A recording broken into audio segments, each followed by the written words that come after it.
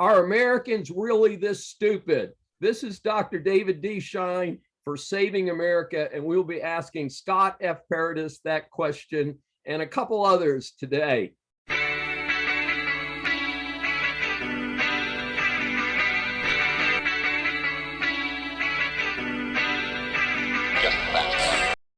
Scott calls himself a student of life and a seeker of ultimate truth.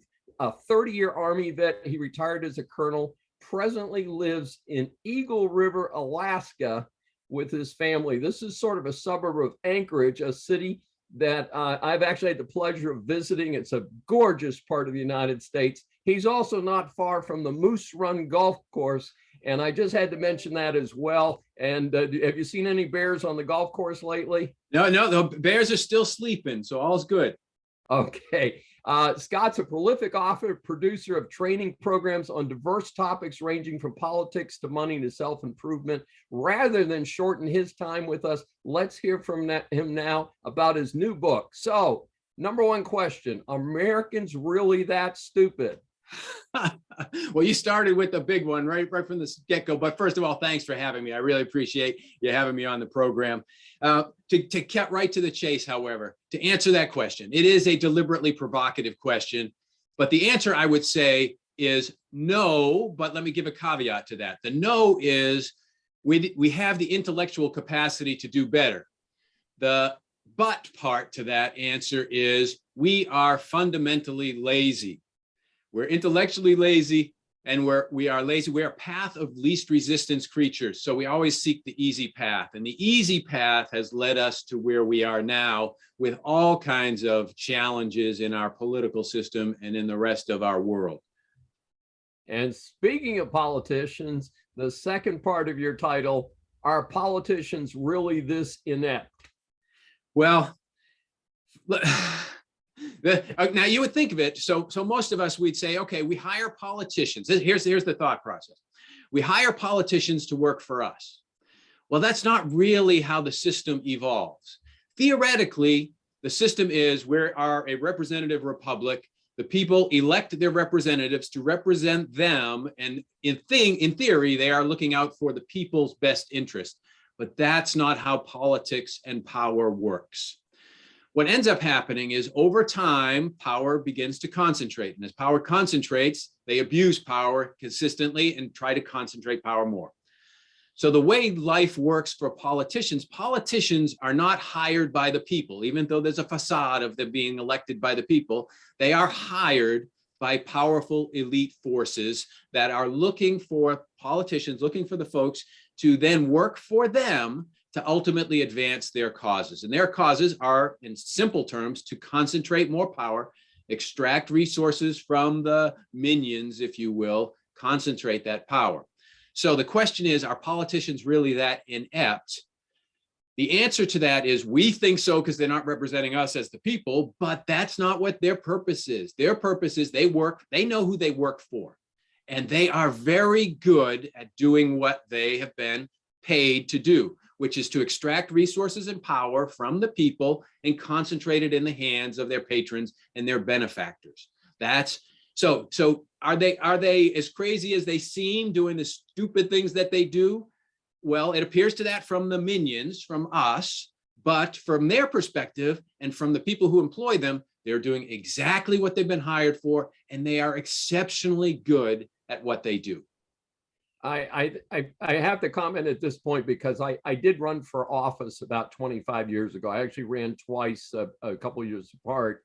And I remember going to the ABC, the Associated Builders and Contractors. Now, you would think that a person running on a conservative ticket and a pro-business ticket would be a natural to be supported by ABC. And here's what they told me. Schein, we like you, but we don't think you're going to get elected. So they gave money to a person who is diametrically opposed to everything they stand for, but is going to get elected. And that was their benchmark. So, and that's certainly not inept. It's good politics. And that unfortunately drives the train. When you ran, folks, and I see this, folks who start in politics, they start with this sort of rose-colored glasses of I'm going to change the world. I'm gonna, be principle focused, be values based, look out for the good of the people. And then the ones that get swept into the system very quickly learn how the game is played, and then they become experts at playing the game. And those values and those principles and all those things that they had begun their political careers with, those are out the window, because if I'm not elected, I can't do all this stuff. But to get elected, I've got to appease X, Y, Z, and that's our downfall. Now you say, why, that first question of are Americans this stupid? And really they aren't, but why are we so lazy? It's because of the three, what I call the detrimental, destructive don'ts. And what I mean by that is there are three things that human beings don't like. One is we don't like change. We resist change, even positive change. So we prefer the only thing we prefer to the way they are or the way things were. So we don't understand that all life is change and we have to embrace the change and move with it. The second detrimental don't is we don't like responsibility. People don't like responsibility, so we're blaming everybody else for essentially what we need to take responsibility for. And the third detrimental don't, and this is the most powerful and most disempowering for people, is we don't like to think. We do not like to think. People would do anything but think. And so they just fall into whatever bias, whatever habitual thought pattern they have. They accept that as truth because that's the easy path, and off they go. So that puts us in this terrible position of power continues to concentrate. It concentrates, it's extracting that power from the people, and people are wondering right now. There's angst and anxiety and turmoil and trouble all over the country and all over the world. And everyone's saying, why? It's because we continue to allow the power to concentrate. The more the power concentrates, the more folks abuse the power. And until the people recognize what the issue is, it's they must be empowered. They must take back their own power.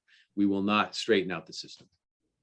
And Scott, in our third question for today is, so what is the solution?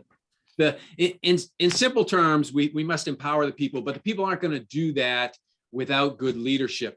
And one of the things that's one of the challenges, we don't have many leaders who are stepping out there. I mean, doing what you're doing, David, and trying to have people think and see for things from a broader perspective. So I'm going to have three simple answers to this. One is we need an education and leadership effort to help people understand what it means to live in a free country. Most people, when you say, do you want to be free? Everybody wants to be free. But what that means to them is free without consequence. I want absolute freedom for me. Anybody else, it's too bad for you. That's not how freedom works. The flip side of the coin of freedom is a thing called responsibility. Until you're willing to accept responsibility, you can never be free. So we must educate people on, one, how power works, and two, that freedom and responsibility go hand in hand, and you can't have freedom unless you're willing to bear the responsibility. That's my first education effort. First thing requires leadership. Don't see that right now, but hey, we're trying, David, we're trying. The second part is we fundamentally need to reshape our political system. I'm talking at the national level in this case. It's probably going to require a constitutional convention.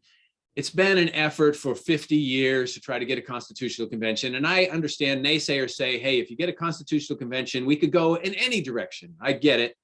I'm betting on the fact that people are going to have principles and values and bring those to the table, but we need a constitutional convention that's going to reshape the political service, if you will, what we call public service, which is not public and it's not service, but what we have is the politicians. We got to get rid of the career politicians, pay to play system, all of those things that are going on that are undermining real, true governance, the ability for the people to government by the people, for the people, of the people. So that's the second thing, constitutional convention to reshape what political service means and how that whole system works. The third thing is, unfortunately, when you move to who are these elites who are controlling the system, most of their work is done anonymously through anonymous corporations. And that is, the corporations have seized so much power and they have a system where they can hide. So they're nameless, they're faceless, and they're in everything. So they've taken over essentially everything. They own everything because they've accumulated so much power, but they're all nameless and faceless. They have offshore accounts, they have trusts, they have blind trusts, they have everything's hidden. It's just much like our social media. The reason that people are screaming and yelling at each other, they would never do it in person, is because they're hiding behind this anonymity. A corporate structure is doing the exact same thing. They've actually led the way in that. So we need to restructure this corporate anonymity and take some of the power out of that system.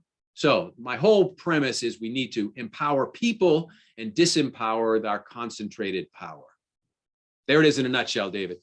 Sounds like a great book. And we just want to ask you, how do people get more information about you? About me, I have a website. It's Scott F. Parady, P-A-R-A, so S-C-O-T-T-F as in Frank, Parady, P-A-R-A-D-I-S.com. I'm on Amazon, got a number of books. This one is Are Americans This Stupid? Are Politicians Really This Inept? And or you could reach out to me on LinkedIn, other social media platforms. You can find me out there as well. That's fantastic. Scott Parady, thank you so much for joining us today on Saving America. And we invite our audience to subscribe to any of the many platforms that we're on. And we'll appreciate you joining us again in the future. Take care. Thank you.